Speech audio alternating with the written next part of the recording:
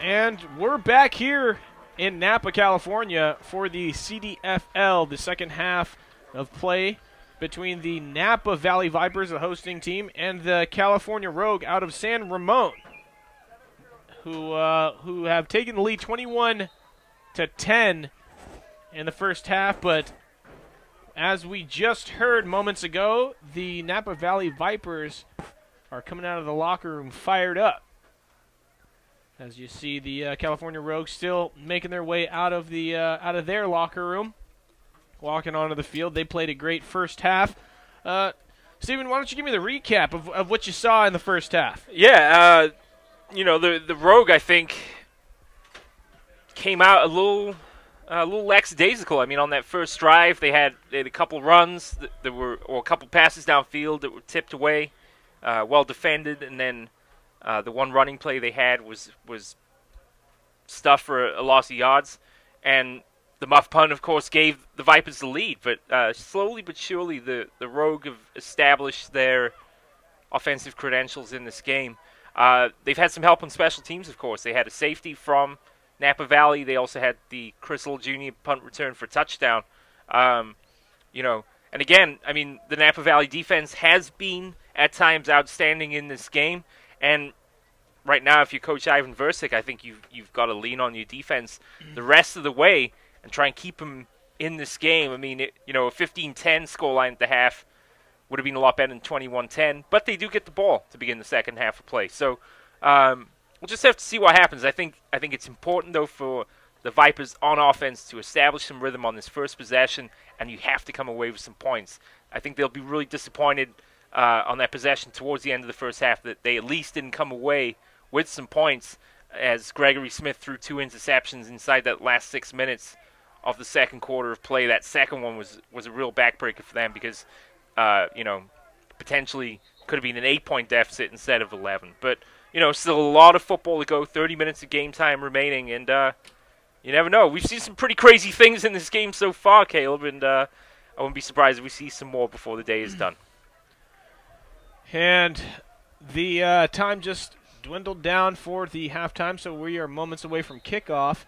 But, one thing we noted in the first half was the amount of penalties on both sides that kind of plagued both teams there. And I think, for me, I would love to see both teams kind of minimize the penalties. Obviously, that's one thing you want to do in any game, in any situation. But here, as we have it, they've kind of been the downfall and given up so many yards for each side of the ball, and I guess depending on who you root for, it could be going against you or for you. But the penalties have just been the main contributing factor to yardage. I don't think it's passing yardage. I don't think it's rushing yardage. I think it's penalty yardage that have kind of for both teams. I'd be interested to see Napa Valley's offensive statistics for the first half, because I think it wasn't until Zachary Ross Goodwill had that long run at the end of the first half of play. That was probably the biggest rushing play from scrimmage today, and that probably only went for maybe 20 yards. Yeah, I was going to say, I don't think that went even,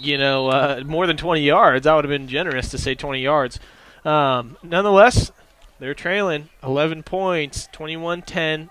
California Rogue set to kick this one deep, and they have number 11, and I believe Smith, I don't know I can't see his number there for the Vipers. Is that the play that had the shirt torn off? Kane Elliott, no, that was number 85, Kyle Rayner Harris, who had the shirt torn off. But that's going to go, I think that's, I'm not going to make any guesses, but he has some quick feet, and he's moving up to the 35-yard line where he's taken down by number 30. I think that's Levi Smith. Looks like 288. Yep, it is Levi Smith. And for me, he was one of the stars of this Viper team on both sides of the ball in the first half of play. We saw him some excellent pass coverage in the first half, make some catches as well as a receiver. So, he's a guy that they'll have to lean on as well as the defense going forward in this game. And I know we talked about the half, but we've got floodlights here at Memorial Stadium in Napa, and someone might want to think about flicking those on pretty soon here. Definitely the clouds are gathering with a storm expected over the next couple days. So, darkness on its way here at Memorial Stadium. Gregory Smith in the backfield has two halfbacks next to him in the shotgun formation, two out wide to his left and one to his right, which is Jones. He's going to take a step, throw it to number 4. He's going to make that completion to Kevin Robledo. Pass good for about 4 yards, and they're going to move the chains and get back into the huddle. And I like that. You know, I think they're coming out. First completion of the first half and first pass, nonetheless, and it's complete. So 3-yard pass, nothing too big, but getting something behind them, getting some foundation set here to allow them to continue to move the ball. Once again, sticking with that 2-back set in the shotgun, 1 to the near side and 2 to the far. Snap a little bit lobby to Gregory Smith. He throws it out to number 82, who gets a pass interference call. It looks like the receiver intended Gabe Brewer. He's had his number called a few times today. But he got hounded from the back trying to make the break on the ball by the defense. I think that was number 21, Riddick Williams. Yeah, and, you know, pass interference has been had some interesting pass interference calls in this game so far, to say the least. But that was certainly one that could not be. So they had to go punish that time. So once again, I mean, take a look here. They had a 3-yard completion, and now they're getting a big first down. Yep. Because of a penalty, and so the Vipers got some momentum here on their side. Gregory Smith, same formation, maybe going with the same play. There's the snap. He's going to give it to their biggest ground gainer, and that's Ross Goodwill, number 19, trying to go out to the right side. Unable to do so. Defenders quick to the ball for a loss. If there's one category that the Rogue have a clear advantage in, it's the sideline speed. They just have not been able to get to the outside with the ground game at all today, and a perfect example of it right there is they hounded Ross Goodwill all the way and wrapped him up for a loss of yardage. And a player who had a great first half for the Vipers on offense was number 80, Darren Jones, and he looks to be a little bit slower, a few steps slower, maybe limping a little bit. Let's see if he's all right and makes anything. Usually he's in that special teams kick return, and he wasn't there, maybe to give him some extra breathing room. Kevin Robledo on that catch from Gregory, another 4-yarder. But I like it. It's a high percentage pass. Robledo makes a quick out route, passes on target. Smith did a nice job stepping up in the pocket, throwing off the back foot. Yeah, I mean, why not? I mean, it is a 3rd down and long here. They're looking to get to the 37 of the Rogue for a fresh set of downs. So they got 7 yards to gain here, but 7. Yep, 3rd and 7. They gained 7 yards on the previous pass play. And as we take a look here, the offensive line coach, it looks like, or the defensive line, maybe Ivan Versick over here on the sidelines doing some work with his team during the game. And another disciplined timed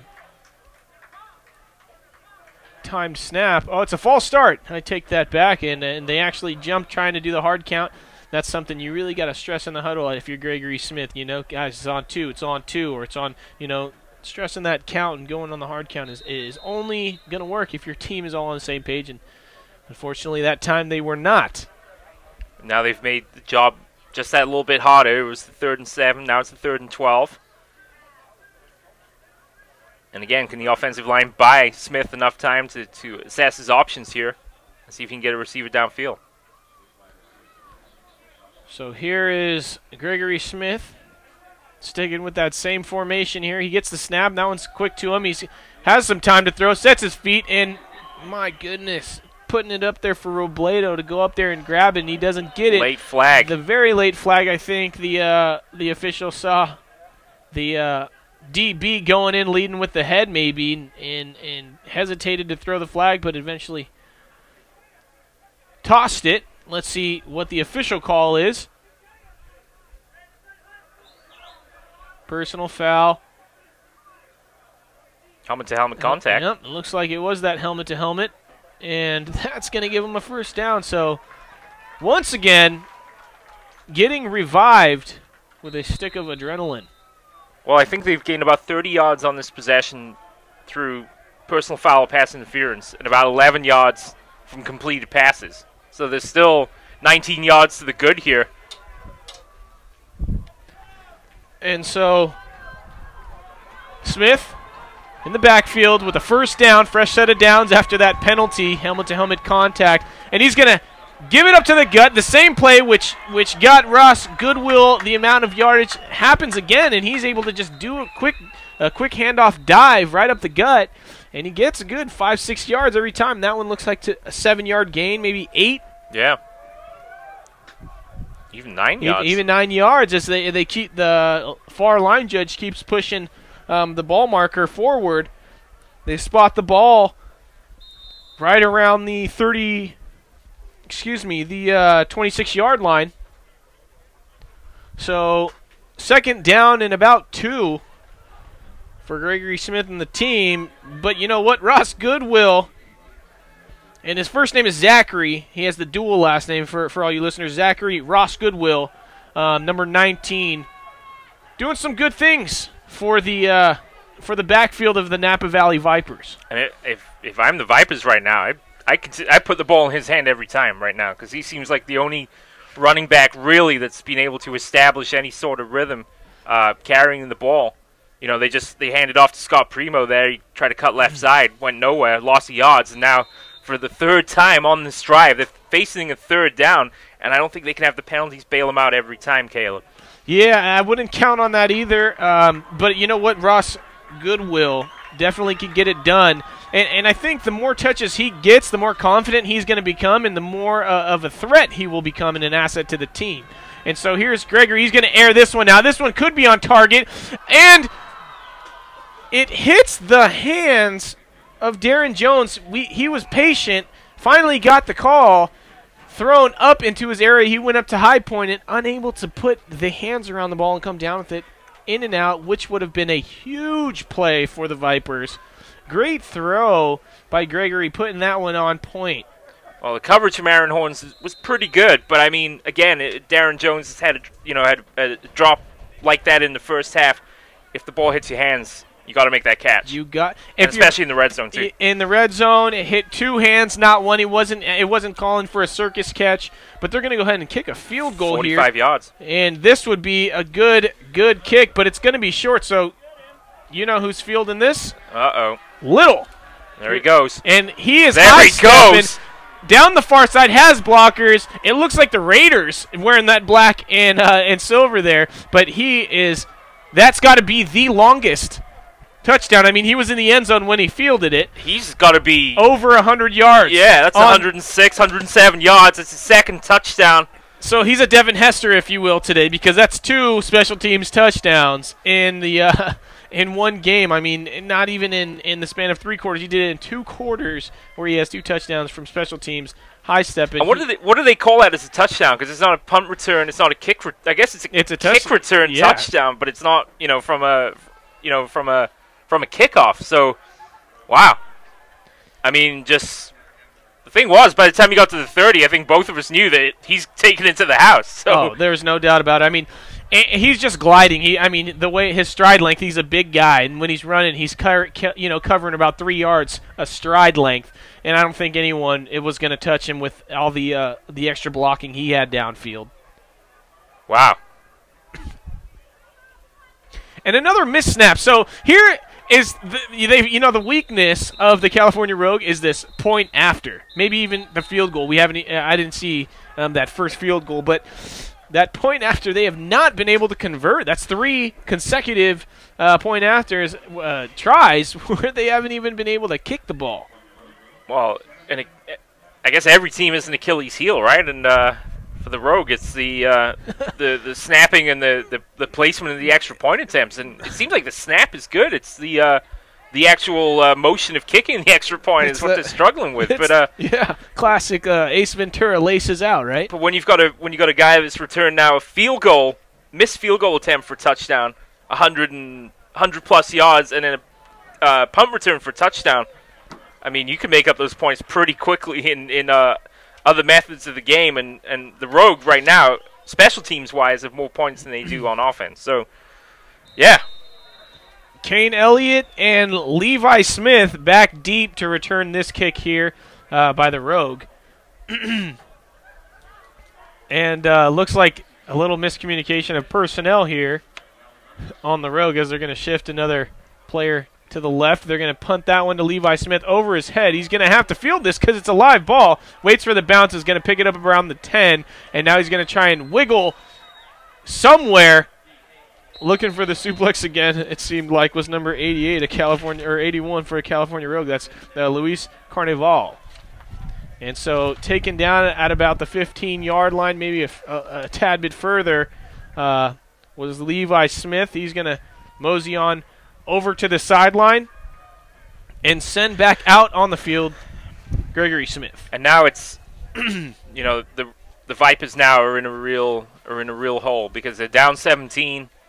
You know, again, we talked about in the previous possession, the penalties bailed them out. You know, they tried on that 45-yard field goal, return for a touchdown, and now they got a long field here. They got to drive 85 yards to get a touchdown. And so, trailing by 17, Gregory Smith's going to hand it off to the one shining light here on the Vipers team. That's Ross Goodwill. He's been doing some good things here for him, trying to get some positive yardage every time he touches the ball, right up the gut. It's that same play right on in between that center, where he's just giving that dive handoff. He's got the right frame for that sort of play. I mean, he's got low center of gravity, tough as we've seen to bring down, and you know, as you said earlier, he's gaining 5-6 yards to carry. I mean, if you get that every time in 3 downs, 5 yards is going to get you the first down sure. and more. So I mean, it's not pretty, but it's effective, and yeah. Right now the Vipers need to get back in this game. And it definitely could open up another play if they continue to do it. But, you know. But that snap again, as you mentioned, is just not helping matters. It's very delayed, and you know, it needs to it needs to fire there. It needs to just, you know, be there right when he claps his hands, and that should be the least of the worries. You know, I think that exchange between the center and the quarterback is so crucial. I mean, you practice on the sidelines, you practice in practice multiple times. That's the thing you drill in warming up. I mean, you taking those snaps, and so I'm not sure why they don't have that dialed in here in week 2. But it definitely is adding to the limitations of time in the pocket and the time to throw for Gregory Smith. 2 out wide to his left, 1 to his right. Smith in the backfield accompanied by 2 teammates to help block. He steps in the pocket. And a throw that was catchable. It was catchable. Darren Jones put his hands up. Didn't want to get hit, I don't think. And that's where Smith looks his most confident throwing the ball, is when he's got time to set his feet, step up in the pocket, throw off the front foot, as we saw right there. To his right side. And, again, it's, you know, catchable ball. Yeah, it definitely is a catchable ball. When he's throwing to his right, he can throw the deeper ball. When he's throwing, you know, across his body, we saw that little comeback route, maybe 5-6 yards that he completed a few times to Kevin Robledo. That's a good play for him when he's throwing across, but he's just not getting any time. So they're going to have to punt it, and they're calling for a new player on the team as number 25, Carlos Almeida, comes on to help block, and number 94, Jose Rudy Herrera, to punt this one. And that's a good punt. You know, I like to see that. That one maybe take a bounce and roll out of bounds at about the 48-yard line. Great punt to give his defense some room to work with, or lack thereof, to not work with any room. So more so the offense to work. And let's see which quarterback unit they're going to be sending out on the field here for California Rogue, as they've played 2 thus far, Scoggins and Pinkston. Pinkston's pretty easy to identify out there with the pink towel he's got on his waistband. But it looks like Scoggins in there leading the huddle here, and another athlete. I mean, comprised of athletes are the California Rogue. They got some athleticism and hands down a more enabled team to do so, and they've been running up the scoreboard and just been using an arsenal of weapons on their team. Here's Scoggins on the snap, close to the line. He's going to hand it off and that's going to go for about 8 yards before he gets tripped up. That's none other than Steele. Jerome Steele having a stellar game. Yeah. You know, excuse me, very efficient back, gets things done. I don't like to use the term, but he is a downhill runner. And, you know, as we've seen, especially in the first quarter, really, really a challenge to, I think, any defense in this league to try and stop him when he's at full speed. Very effective weapon there, the Rogue have at running back for sure. Well, I mean, he has 1 touchdown, and then the guy blocking for him has a touchdown. Yeah. That's Allen Webster. I mean, they've got some big guys. Play action pass. Scoggins has the man with the out route. I think that was number 85, and it was. Yeah. That's Ryan Jordan. He's been doing some good things. Unable to come up with that catch there. I think he just wasn't anticipating the ball being there by the time he turned around. Did a couple of times today with the balls come his way, hit off his helmet in the first half, and perhaps not quite ready for the pass that time. But I think, you know what, thinking back to it, I think it's the same type of route. It's either an in or out route, but he has to turn around. He's not getting his head around fast enough. And usually, I mean, you need to anticipate the ball being there by the time you're turned around. That's that timing, you know, and Scoggins there with the pass. Once again, I formation. Showing blitz are the Vipers, and they're trying to make their reads, and they will, but Steele finds the hole, gets past the first down, and now they're just driving down the throats of the Napa Valley Vipers. And the cutback you saw there from Steele is done at close to full speed. So he's got a very quick change of direction there, throwing the Vipers defenders off and getting enough yardage for the first down. Yeah, I think the Rogue, despite some cobwebs, I mean, you do have to say that it is their first game. They had the forfeit last week. So, you know, they've been getting themselves keyed up for this for a couple weeks now, and now the cobwebs are being shaken free. I think we're starting to see some of the play that you would expect from a champion here this evening. And here come the floodlights, by the way. So as the floodlights come on, let's see if Scoggins can light up the sky with a pass here. He's going to try and run it to the outside, though. Good block by Webster, allowing him to come out. And another good block by number 18, going to allow Scoggins to make his way down the sideline. That's Javier Scooby, I believe, or making a big block. So 2 critical blocks downfield. Kane Elliott gave up the body there. We see him like making his way back to the center of the field, and he's trying to walk off that hit he just absorbed there from Scoggins, who would have been taking that to the house if it wasn't for the fine tackle made by Kane Elliott to save the touchdown. And I mean, it's not any different here. I mean, in Pop Warner, let's take a look at the replay here. Look at the blocking that Scoggins gets downfield. So there's the fake handoff. He bounces it outside. Look at Webster with that great block, and then take a look at number 18 driving his defender, to the sideline. But then you got Elliott coming in clutch to make that stop.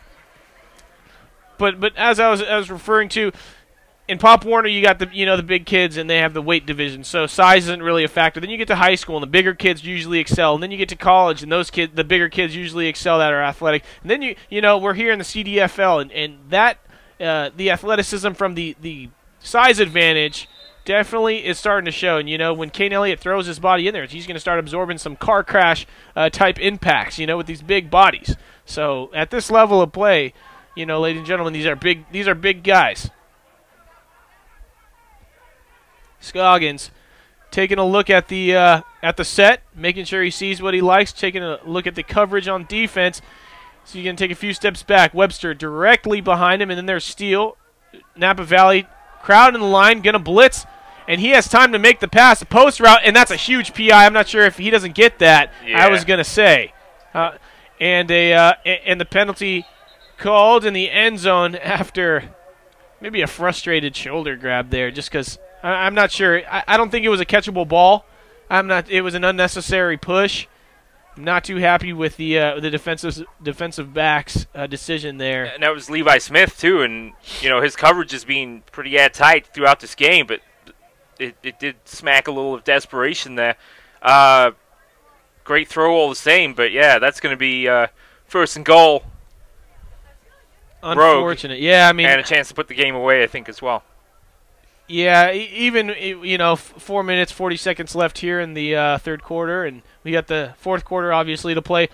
If they can punch it in here, I think that's going to take the life out of the Napa Valley Vipers, unless their defense is able to make a few good stops, and they've risen to the occasion. But you can't rely on your defense to score your points either, and I think that's where they've had their challenges. A desperation move maybe there by Levi Smith after he got beat, but as one of the leaders on the team, you gotta stay a little bit more composed there, and I think that was an unnecessary pass interference. So they're gonna spot him well. About half the distance to the goal. So it's on the 16, 1st and 10, but still, this is definitely striking distance now for the Rogue, who I'm sure want to finish the Vipers off on this possession. Martel Scoggins Sr. leading the way here in the quarterback position. He has Webster behind him and Steele. I think those are going to be the go-to running backs in the first stringers for this team throughout the season. They've been very good. Look at this guy. I mean, Steele has 4 defenders and he's making them all miss, and then he cuts back to get 1 or 2 fighting his way across the line of scrimmage. He can play. And he can turn on a dime too. That's really impressive, the way he turned. Changed his mind at the line of scrimmage, which way he wants to go, dragging the defenders with him. Now we got personal foul penalties against the Rogue. That was Jakari Murphy there, giving a little shove at the end. I think he just lost his head, and that's not smart. I mean, you're up 17 points, third quarter, you got 4 minutes left to play. There's no need for that. I think he was the one who got the pass interference call in the end zone, which made the ball go, and so there was maybe some tensions between him and the cornerback, which is totally fine with me, that friendly competitive banter between the game. And I think when you're isolated, cornerback and wide receiver position, that's going to happen a little bit more so. And so I think they're getting in each other's heads out there. Pass interference call, and now that personal foul. But it's not the first time today either. The Rogue have committed a penalty when they really didn't need to, and now they've added extra work to themselves here, and on both sides of the ball, I might add. Scoggins shotgun, Webster to his left, Steele to his right. Steele's open, calling for the ball, but Scoggins doesn't see him. Oh, and wow. There's Murphy. After he gets the personal foul, he says, "You know what, Coach? Here, let me get you 7, or let me get you 6. Let's see if they can put the PAT in." So that's going to stab him in the heart. Napa Valley is going to go down by another 6 points, 33-10. What a throw back across the body, though, with pinpoint accuracy, and yeah, that's about as easy a touchdown as you were likely to see at any level. And Scoggins and Murphy made that look easy. It really did look easy, and that was a crossbody throw, so that's not an easy throw to make.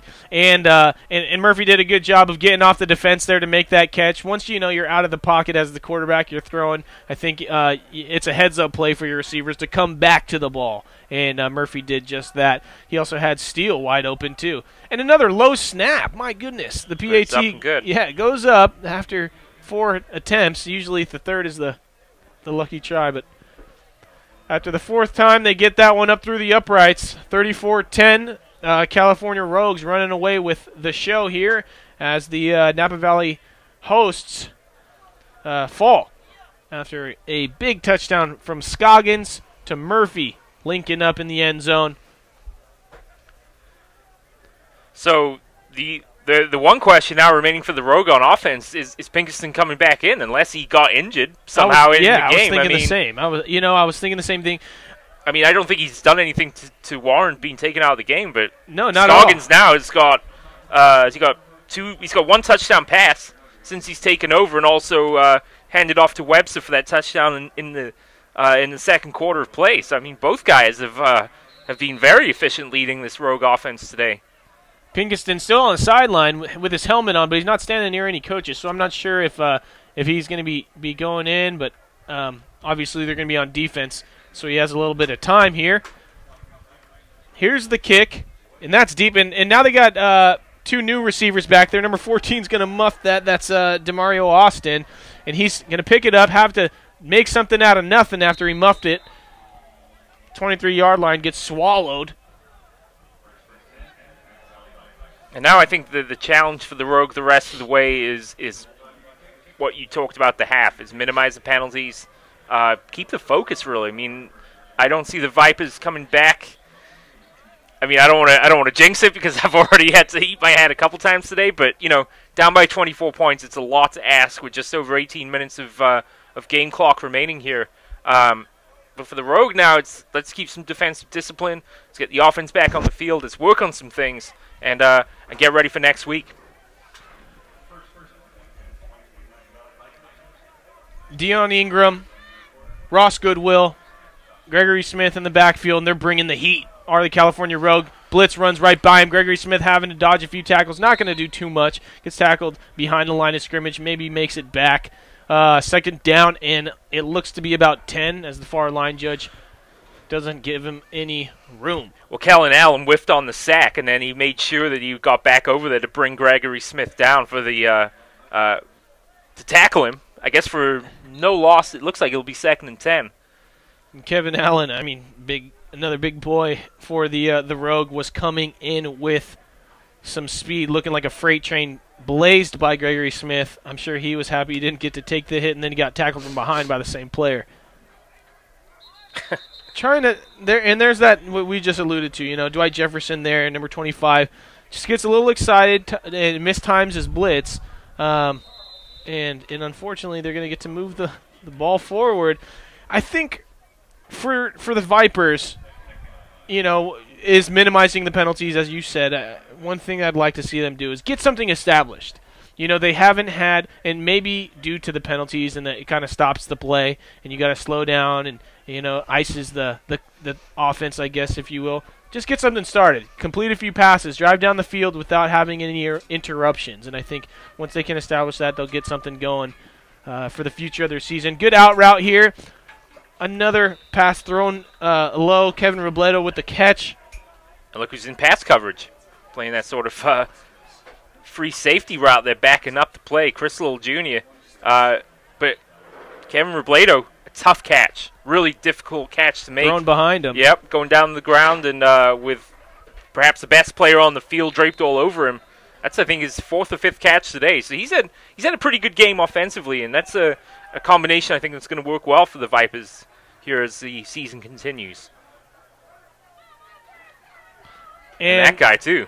Yeah, I think he's promising for the rest of the season. And see some tempers flaring there. There's no reason for that. That's number 77 I see getting involved at the line. Darian Woods was the man pushing the Vipers player there. Yeah, lucky your flag didn't come out there because it was after the play. Yeah. But the clock rolling now. I think there's a sense of urgency here that... Well, here's the upside, I mean, for both teams here. Now for the Vipers, you're probably seeing the California Rogue substitute some players in that don't usually get a lot of touches. Usually the scout team, if you will, they're going to get to try some new players at different positions just because of their lead. So the Vipers aren't playing against the first team. I mean, Kevin Little Jr., as you see, still on the field, and they probably still have, obviously, some athletes. But, you get some leeway, I guess. Pass broken up there after Gregory Smith tries to complete it to Darren Jones. Yeah, he was looking at Jones all the way, and Robledo was not covered over here on the near side. There wasn't a Rogue player within 5 yards of him there. And Jones has had his struggles today. Yeah, catching the ball. Absolutely, he had a good first half. I think he had some good shining moments, and then he kind of dwindled off after the halftime. He came out of the locker room, missed a few good catches that hit him in the hands, and some catchable balls. Just not playing at his peak right now. Gregory Smith getting set once again. He's going to drop back and try and pass. Has some heat. He's going to throw it in like a dart to number 82, who can't come up with that one. Gabe Brewer. Pass throw just a little bit low. I'd like to see Gregory throw a little bit more on target. He's getting rushed. His line needs to block. That's obvious. But as the quarterback, you're going to have to take the hit if this is the way your offensive line is going to be blocking for you. Back to the huddle. California Rogue on defense seems very nonchalant and very comfortable in their position, as they should, leading by about 24 now. 34-10, 32 seconds left here in the third quarter. 2 out wide to the right, 1 to the near side. Here's the snap. Steps into the pocket, does Smith, downfield, and there's Jones. And a great catch right around the 46-yard line. And if I was Jones there, I would put the ball down where I fall to get the benefit of the doubt in the good spot. He walked back a little bit, and now they're going to have to eyeball where he made the catch. I think it's right around where he caught it. But, again, we saw from Smith, stepping up in the pocket, throwing off the front foot. Great catch made by Jones. It's nicely done. Good reads by the offensive line there to pick up the extra rushing. And they're going to rush it, and that's Ross Goodwill. And he stays on his feet after a good spin and 2 spins, and he's going to gain about 5 yards.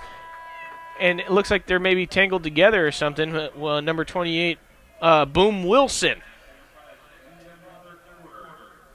And so the time will expire for the third quarter after that handoff by Ross Goodwill, fighting to make some positive yardage out of a difficult situation. Ball will be right around the 40-yard line going into the fourth quarter. Yeah, they'll switch sides one more time, and we've seen now on back-to-back plays things that that will and can work for the Vipers for the rest of the season. Ross Goodwill is a tenacious running back.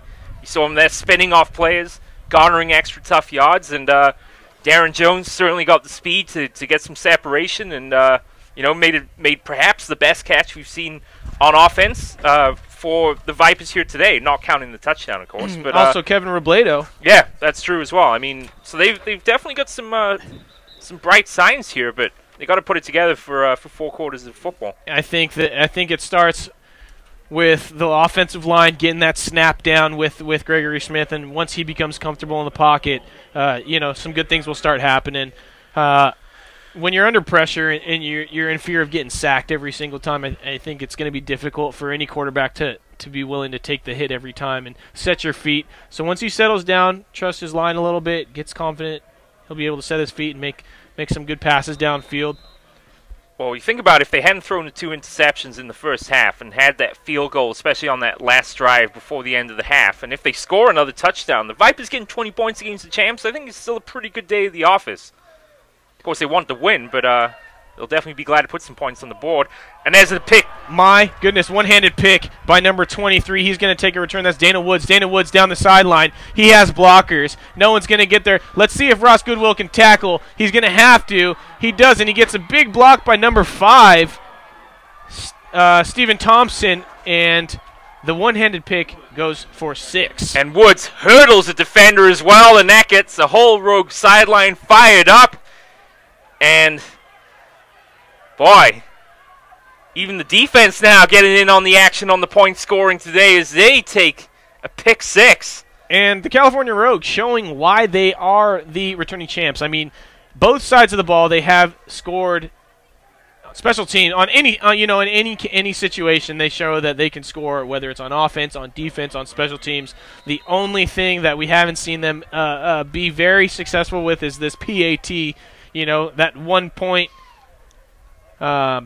conversion. I'm not sure if you heard, but in the NFL, there's been talks about changing the PAT rule. Yeah, I'm not sure if they're going to move it back or. I like that rule that said if that you get the touchdown, you get the 6 points. Then you have to go for the safety or for the 2-point conversion. If you get that, then they were saying something like a 50-yard kick for the extra point. Yeah, I think that's pretty crazy. I would be interested to see that. But I'm looking at my scorecard here, and I got touchdowns, I got a punt return for a touchdown, I got a missed field goal return for a touchdown, and now I got a pick 6 for a touchdown as well. The only thing missing then, I think, we have the safety too, is the kick return for a touchdown.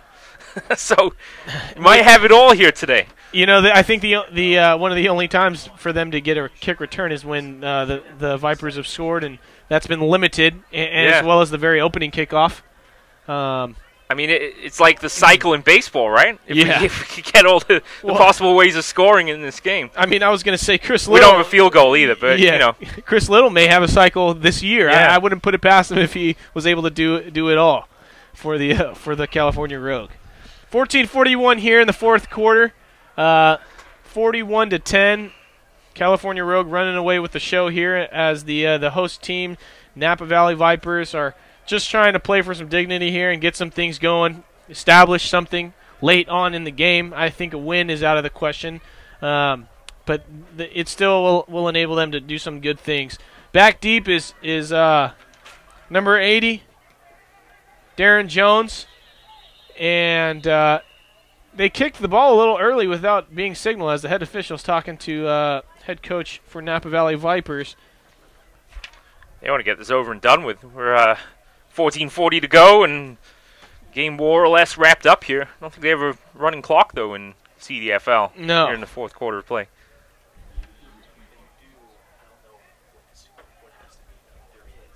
So there is a running clock, apparently, but I would assume at the high school level it's either 35 or 42 points. So either way, the Rogues still have some scoring to do to at least reach that 35-point threshold, and perhaps even the 42 as well. So to all the other teams in the CDFL, the California Rogue are just as hot as they finished. So it seems. I mean, they've been playing very, very effectively today. Here's Jones on the return. He has some room to block, and a big block is he'll receive. He's going to try and backpedal to the 45 as a swarm of black jerseys is going to push him back to about the 43. Let's see where forward progress is marked. And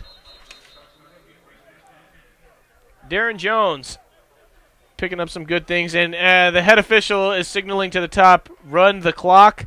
So I think because of the scoreline, 41-10, they're going to continue to run the clock. 14 minutes and counting, just about. As the boys in white, the host Napa Valley Vipers, are going to go ahead and take offense once again. And the California Rogue on D. So a new quarterback going to be making his appearance on the field. That's Mike Ortega, and we saw him do some of the punting for the Vipers earlier in the game. An up and down day for Gregory Smith, to be sure. Had a touchdown completion through 3 picks. A couple costly ones, especially in the first half. So pick sixes. Yeah. Well, the pick six was what I think sealed his fate, unfortunately. But the interceptions he threw in the second quarter of play. We're at a time when the game was still close. They might have gone into there was a chance, or at one point there was a chance they might have even gone into the locker room with the lead. But the interceptions kind of took him out of the driver's seat, unfortunately. And now it's a chance of Mike Ortega here to pick up the reins at the quarterback position and see what he can do here in the remaining 14 minutes or so of this game. So I think that's or offensive coordinator Michael Liff there, bringing his offense to the sideline, giving him a quick few last words during that timeout, getting him ready. Here's Mike Ortega now to take the field as the new general for the Vipers, quarterback position. He's going to get the snap, and he's going to have to run on the go. He's going to toss it down the sideline, and he makes a catch. Incomplete catch. A huge hit by number 25, Dwight Jefferson. You know what? His back of his jersey reads Atkins. Yeah, I just saw that too. So number 25 may not be Dwight Jefferson, who we have on our roster. I think a couple of the players are not what they're listed as on the roster, to be honest with you. Definitely got to get that all squared away before. Because, of course, we want to identify the player correctly. And absolutely. We'll work on that for next time, ladies and gentlemen, for sure. I think a personal foul was called, and that's why they're going to be moving the ball 15 yards. Led with the helmet did number 25. At least that's what it sounded like from up here in the booth. I was looking down at the rosters trying to get a name, so I wasn't able to see the call. But nonetheless, they're going to move the chains, and once again, the Vipers get some free yardage. And that has been the happening for the Vipers, the only almost way that they've gained that positive yardage all game long. Mike Ortega, shotgun formation. The Rogue going to stack the line.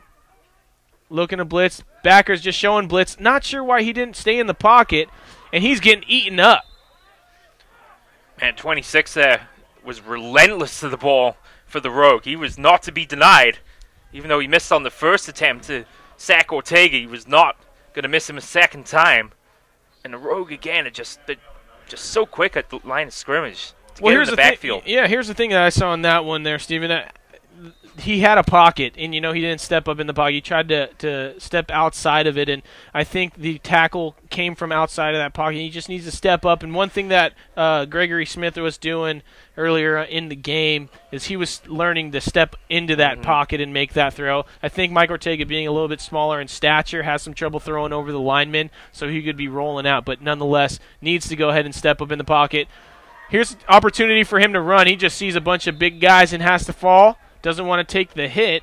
I mean, there's 5 rogue defenders right there. I mean, there's nowhere to go. I mean, that was actually the best thing to do, is just go down where he was and not take a hit. Yeah, absorb a hit or lose any additional yardage. I think you'll be glad that it was just the 1 yard. But, I mean, if these are the rogue second-team players, the substitutes, as Bill Carlin, the offensive coordinator, referred to him, playing right now, the rogue is a stacked team from top to bottom. They have depth. Yeah, they do. They have depth. And Little Junior is still out there. I saw he's right there. He's playing like the middle linebacker role right now. And those are the best players when they can't be taken off when the coach. I think it could be their play. Downfall too, because that's how you can get injured. But in a big throw and a pick for Little Junior. Once again, he's going to try and take this one all the way back. He's got speed. He's got blockers. He has the open side of the field. He's got 2 men to beat. Let's play pursuit. He says, cut it back in, and he doesn't make it all the way to the end zone, but to the 15-yard line after an interception by Mike Ortega. Did you get the feeling that guy is not going to be playing for the California Rogue for very much longer? I would be very surprised if he stayed the entire season long playing for this team. I mean, he definitely has talent, and we were just talking about how he, probably didn't want to be taken off the field for that very reason. Coach, let me get one more interception, then I'll sit. Well, let's see if he comes back on, right? Well, there's no doubt who the player of the game is, that's for sure. And, yeah, what a start to his season. Outstanding. And, he's kind of like that. He's like you were saying, how he's the kind of player you can't be taken off the field, like a Patrick Willis type, right? But, man, he's just all over the field and got the sure hands as well, Impressive indeed. So about 9 minutes and 35 seconds left here. Scoggins in the shotgun formation, single back, 2 receivers to his left, 2 to his right. Looks like it may be a passing down here. They're going to air it out into the end zone, and it will be. He has time to drop back. Not too much pressure. He's going to bullet this one to the middle of the end zone. Great defensive play by Levi Smith. Yeah. Getting a hand in there, deflecting that one. Pass intended for, wait to get a number here on this player. Number 88 for the California Rogue. That's Felipe Balboa. So he's new onto the field today, or has seen limited time, but nonetheless on the field here for Scoggins, trying to get that one in. Also number 34, Ken Wright, on this near side. And a penalty going to be called. Looks like too many men on the field for the Vipers as DeMario Austin jogs off. So 1 too many men. Clock's going to continue to wind down as they move the ball 5 yards. Just looking real quick at next week's schedule, the Rogue travel to Santa Cruz to face the Gladiators. The Gladiators got beat down in the opener by the Alameda County Knights, and then as far as the Vipers are concerned, they'll be back here at Memorial Stadium facing their local rivals, the Marin Pride. So, chance for the Vipers to maybe get back to 2-1 with a game against a team that lost their opener, a close one, to Sacramento. And a handoff up the middle. I believe that's number 16, still on his feet in the pile drive-in. He has about 5 Vipers on him, 3 with their hands wrapped around him, trying to get up there. I think, if I'm not mistaken, that's Scoggins with the ball there, doing it himself, doing the Cam Newton impression, trying to get in the end zone. And you wonder if Pinkerson did get injured, because I would have thought for sure that you would have got at least one more chance to get out on the field, before the end of the game. But you wonder if they just want to give Scoggins an extended look here or what. But either way, both impressive performances from the Rogue quarterbacks here today. Scoggins waiting for the snap. Vipers look to be loading the line of scrimmage here, and they will. And they're going to be blitzing, coming in hot. And Scoggins has no time to throw, so he's going to just dump it in the corner. I think he's looking at his receiver as if somebody should have been in that corner route. Yeah, that's what it looks like. Some communication there, mixed up perhaps between Ken Wright and Balboa. Balboa. Yeah, it looks. I mean, they were kind of in disagreement. It looked like, and Scoggins going over to head coach, and getting the play, making sure everyone was on the same page. But that's the thing that you get when fourth quarter winds down. You're up in this type of margin. Your second and third stringers are going to be coming in, and they don't really get these reps in practice. So these errors, good to be worked out. The clock, I think, is running because there was an incomplete pass, and it was starting before the play. Let's see if they stop it now. They do. It's a 6:08 to go.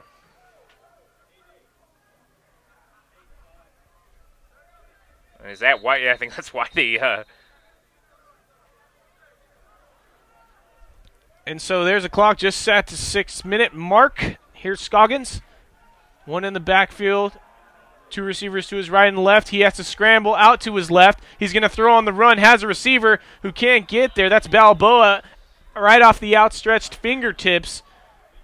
Trying to make a diving catch. Just can't get there. Maybe a step behind the pass, but a difficult pass to make on the run. And that's number 32 for the Vipers, who's been coming in hot. That's David Oliva, I believe. And he's been giving that pressure to Scoggins on the left-hand side defensive end. Turnover on downs as well, I think. They're going to keep quarterback Mike Ortega, it looks like, on the field, despite the interception. Give him some more looks. But, this is really where it's going to come down to see if he's got the skill. I mean, they're on the 5-yard line. They haven't been able to do much all game. And so they're giving it to him in a tough spot. He's going to have to take the reins and run with them as he's checking the play. You know what? It looks like he's out in the receiver set, so they're going to be bringing in somebody new. It looks like number 7. Jeff Creamer. Yep, Jeff Creamer now. And he's definitely got some height. Yeah, he does. Let's see if he's got an arm. Third quarterback of the day. And the snap gets to him. I liked the speed of that snap. I saw, but there was a penalty, encroachment. Offsides. Yeah. And luckily, the California Rogue defense jumps across the line of the scrimmage and going to give the Vipers some playing room, or a little bit of cushion. I don't know if it's playing room because they're at the 10-yard line, not even past the 10-yard line. Looks like to be the 8 or 9. And so here's Creamer now to lead the boys in white. Jones and Ortega to the near side. And a false start on the receiver here. That was number 82 who jumped off sides, it looked like. Gabe Brewer trying to get an early jump on the gun, unable to do so from the far wide receiving position on the field. 82 jumped off sides and going to go back. Bring it back. So a complete rewind of what could have been after a trade of offside and encroachment penalties. So Brewer will come off, and they'll bring on to the field in his place number 81, Brett Creamer on the outside. Looks like to be brothers. Yeah. It's a family affair here at Memorial Stadium. And a handoff to number 6 who gets clotheslined, Gregory Smith. So, you know what? I don't believe that was Gregory Smith. Dion Ingram, number 8. Ingram, 8. So Ingram. It's an awkward-looking fall, too, unfortunately, when he got tackled there. But he seems to be okay. Second down after what seemed to be like it should be fourth down, but a bunch of penalties. So moving the ball marker back and forth on the field.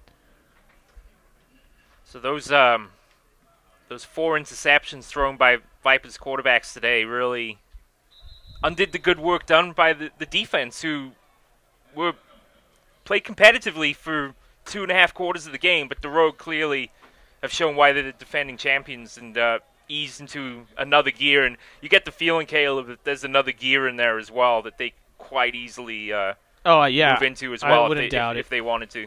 I would not doubt it. I mean, the California Rogue, they've just been playing with that tenacity, and they have the depth. And I think if you match them up against an opponent who's a little bit more prepared, they're going to play at an even higher level, and they haven't even unlocked that yet. Being the second week, they had a bye the first week, not a bye, but a forfeit the first week. So they have untapped potential that we haven't seen. Obviously, they're champs coming back. Here's Creamer dropping back. He needs to get the pass off, and that's a spiral, and look who intercepts it once again. He's going for the hat trick, and he has it. That's Chris Little Jr. Wow. And there's a penalty for the spike, but but can you claim it? Yeah, I mean he's on fire tonight, folks. Boy, what a game. I have nothing left to say about him. If he's one of those players that after that third pick, that's a drop the mic moment. He just needs to drop the mic and walk off the field, and that he just did. Spikes the ball and getting congratulated by his team like he just threw a no-hitter. 3 interceptions from all the quarterbacks. Every quarterback that they put on the field for the Vipers was able to make a completion to Chris Little. That's a completion for him. He has a completion on every quarterback. Well, he played 3.5 years at Castlemont High out in Oakland, the Oakland Athletic League. Played at Cal, and you get the feeling that he's got places to go after he plays here for the California Rogue, because he is a talent to be sure. And it's been on display here today. I mean, he single-handedly, has elevated the Rogue to another level in this game. And now in the dying seconds of this game, the Rogue are convincing winners on the day. And the Vipers just the thing in question is a quarterback position. Obviously, I mean they seem unsure at who the starter is. They haven't solidified it as they put in Ortega, as they put in Creamer, as they put in. And there's a pass to number 10, who's going to dive in and another touchdown. A touchdown by Ronnie Smalls after a completion by Scoggins. So they're running up the score, and no signs of stopping here for the California Rogue. Time's going to expire. They won't even kick the extra point. It's going to get waved off. And that's going to do it. And there you have it. I mean, I think without a doubt we know who the player of the game is. And interview shortly with Chris Little Jr. after he has 3 interceptions on every quarterback that they put on the field. We'll be back in a moment. Yes! Yes! No! Yes! Yes! Yes! Yes! We did it! Yes, we did! See you, bud. Later. Honey, who was that? Who, that guy? I don't know. Buffalo Wild Wings. Wings, beer, sports. This new Egg White Delight McMuffin is really good. And it's 260 calories. Maybe there are other ways we can better ourselves. 5, 6, 7, 8! Don't give up. Push. Push. Hey, guys. You coming to Ab Annihilation? Yeah. Yay. Yeah. McDonald's new Egg White Delight McMuffin. 100% egg whites and melted white cheddar on a muffin made with 8 grams of whole grain. The simple joy of a new morning.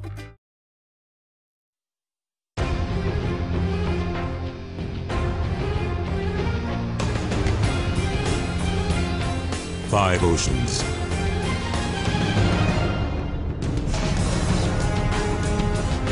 Seven continents. Whatever it takes. Wherever it takes us. America's Navy. A global force for good.